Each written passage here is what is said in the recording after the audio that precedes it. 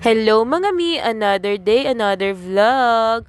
For today's video nga ay magwawalis tayo dito sa may Zamora. Ngayong araw pala ay araw ng cleanup drive namin mga mare. Every week nga pala namin to ginagawa. Nakaschedule ang bawat grade level na maglilinis. Halimbawa, ang kinder, Monday sila maglilinis. Ang schedule ng grade 3 is Friday. May kanya-kanya nga area nga pala kaming lilinisin mga mare. Dito nga pala kami sa tapat ng grade 2. Since nasa taas ang room ng mga grade 3, dito na lang kami sa may tapat. Tsaka dito sa may Little Chapel, dito sa tapat ng school clinic. Sobrang daming dahon nga lagi ang nililinis namin dahil nalalaglag to sa mga puno. Lahat nga pala ng president ng grade 3 naglilinis dito. At kung wala naman sila, pwede sila magpadala ng co-parent nila para yun naman ang papalit sa kanila. Pinapanatili talaga naming malinis ang paaralan para makaiwas na rin sa mga sakit tulad ng dengue. Kasi talagang pinamamahayan ng lamok yung mga naiipon na basura at dahon dito. Uso pa naman ang dengue ngayon mga mare. Sabi nga nila, prevention is better than cure. Mas mabuti nang maagapan kesa naman magkasakit yung mga bata, di ba? Ginagawa namin tong mga magulang para rin sa mga anak natin. Nilalaanan talaga namin to ng oras. Hindi ka naman aabutin dito ng ilang oras mga mare. Malinis mo lang yung area mo at madakot lahat ng basura ay okay na. 8 AM nga pala kami nagsimula maglinis mga mare para maaga din kami matapos. Friday nga pala yan at shortened period. 6 AM to 9 AM lang ang pasok ng mga bata. Kaya naman 8 kami nagsimula para sakto isang oras uwian na ng mga bata. Hindi rin biro ang magwalis ng matagal mga mare. Medyo sumasakit din yung balakang ko. Kakayuko rin siguro. Pagkatapos nga namin dito sa tapat ng grade 2 mga mare ay lilipat naman kami dun sa kabila. Dun sa may tapat ng clinic sa may Little Chapel. Area din kasi namin yun.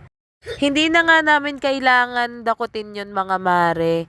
Dahil iipunin lang namin yun dun sa isang area at gagawin ni kuya na nagbabantay dyan sa Zamora ay pauusukan niya yung mga puno. Kumbaga susunugin niya yung mga dahon na nandoon. Naglalabasan na nga pala yung mga grade 1 pupil dyan mga mare dahil 8:45 AM ang uwian nila. Hindi na nga nakapasok si paring Dudoy at si paring Drake dahil masama nga ang pakiramdam nila. Si Drake ay hinihika at si Dudoy naman ay nilalagnat. Kailangan ko rin nga pala pumunta dyan sa school dahil naghatid ako ng mga ID lace. At niremit ko na rin yung mga pera na naibayad sa akin. Pinagtulong-tulungan na nga namin dakutin to mga mare para matapos na kami sa area na to. Nang malinis na nga namin to, sinoli ko na yung dustpan at saka walis sa teacher ni Dudoy dahil uuwi na rin siya. Ayan mga mare, nakalipat na sila dito sa Little Chapel.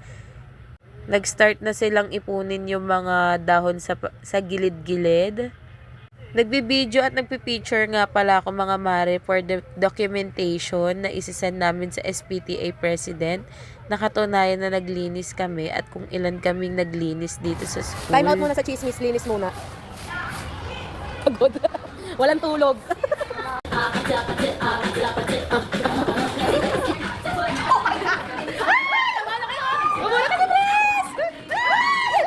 Dali doon si Kim. Ay, si Ate Joyce. Kim, sumayaw ka! Naroon ito.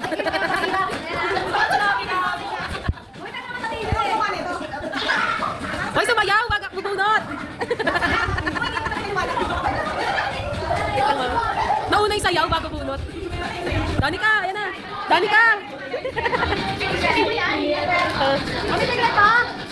Ay! Sabi ko eh! Uy, paano natawag ka? Okay, lay dyan. Bubunutin ni ma'am. Teacher, may paalis mo. Oops! Secret natin dalawa. Ito yung kay lay dyan. Andito nga pala kami sa room ni Ma'am De Dios. Tinulungan namin sila mag-decor dito sa may room nila. para mas mabilis matapos. Dahil 3 nga lang sila na parent na pumunta dito. Salamat sa toge at sa pakok, Press Heidi. Saktong-sakto nga yung cook dahil napagod kami sa pagwawalis sa baba. Yun lang mga mare, pa-like and share. Thank you!